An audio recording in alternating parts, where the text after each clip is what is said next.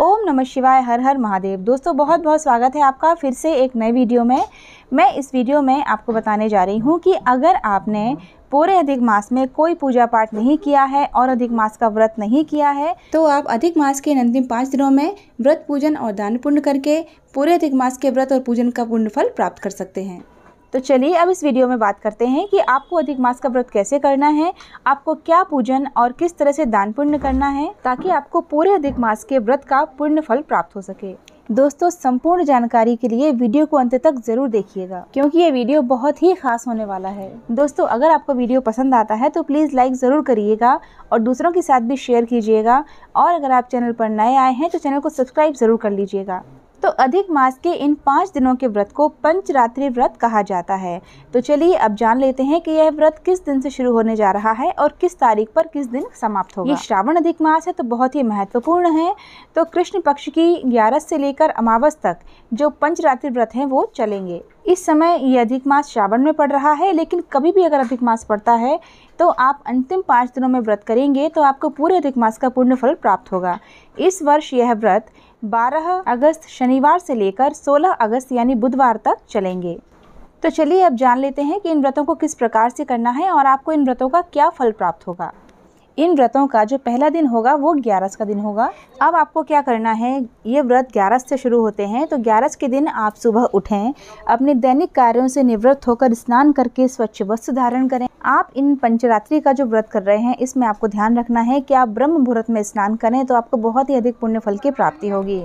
स्नान आदि से निवृत्त होने के बाद आपकी जो दैनिक पूजा पाठ के जो काम हैं वो आप निपटा लीजिए। जो भी मंत्र जाप या चालीसा वगैरह जो भी आप करते हैं वो सब कर लीजिए। उसके बाद आप हाथ में जल लें। जल लेकर आप संकल्प करें कि मैं पंचरात्रि के व्रत करने जा रहा हूँ या जा रही हूँ, या फिर आप मानसिक संकल्प भी ले सकते हैं और आप ये संकल्प लें कि इन 5 दिनों में मैं यह पूजा पाठ करूँगा या इस तरह से व्रत करूँगा।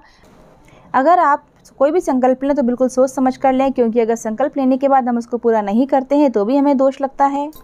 कई लोग इन व्रतों को फलाहार से करते हैं, कई लोग एक समय सेंधा नमक का भोजन करके करते हैं और कई लोग एक समय फलाहार और एक समय भोजन करके भी इन व्रतों को करते हैं। तो जितनी आपकी सामर्थ्य हो, जैसा आप कर सकते हैं उस हिसाब से आप व्रत करें। और चाहें तो आप इस प्रकार से भी संकल्प ले सकते हैं कि भगवान मुझसे जो बन सकेगा मैं इन 5 दिनों में करूँगा। चलिए अब आपको बताते हैं कि आप 5 दिनों में क्या क्या कर सकते हैं। दोस्तों सबसे पहले तो हमें ये समझ लेना चाहिए कि जब भी हम कोई स्पेशल व्रत कर रहे हैं तो हमें अलग से पूजा पाठ कुछ ना कुछ करना ही चाहिए दैनिक पूजा के अलावा।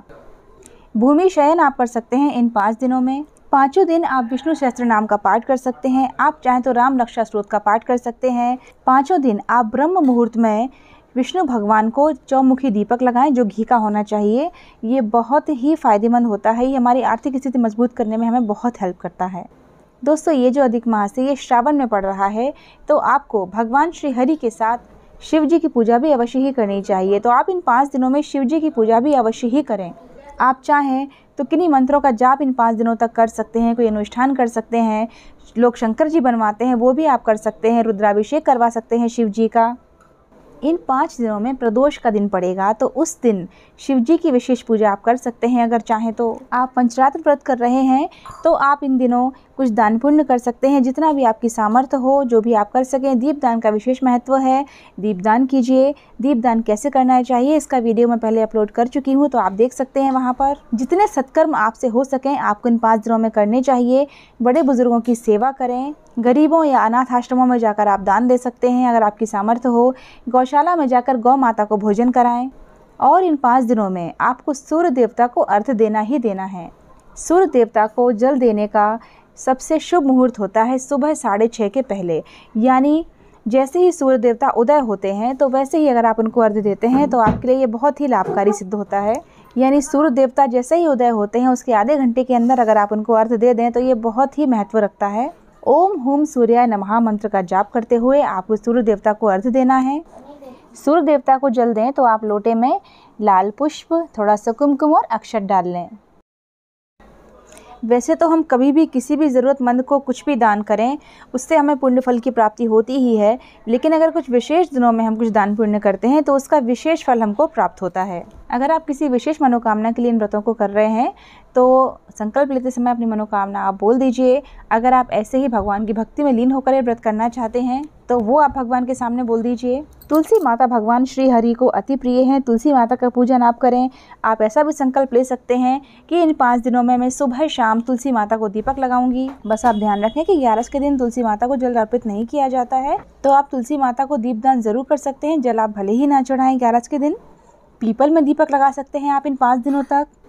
और अगर आपके घर में भगवान श्री हरि की मूर्ति है तो आप उनको पंचामृत वगैरह से स्नान करवाएं, भोग लगाएं, अधिक मास व्रत की कथा पढ़ें। जो भी आपसे बन सके आप वैसा ही संकल्प लें और आप उतनी ही पूजा करें।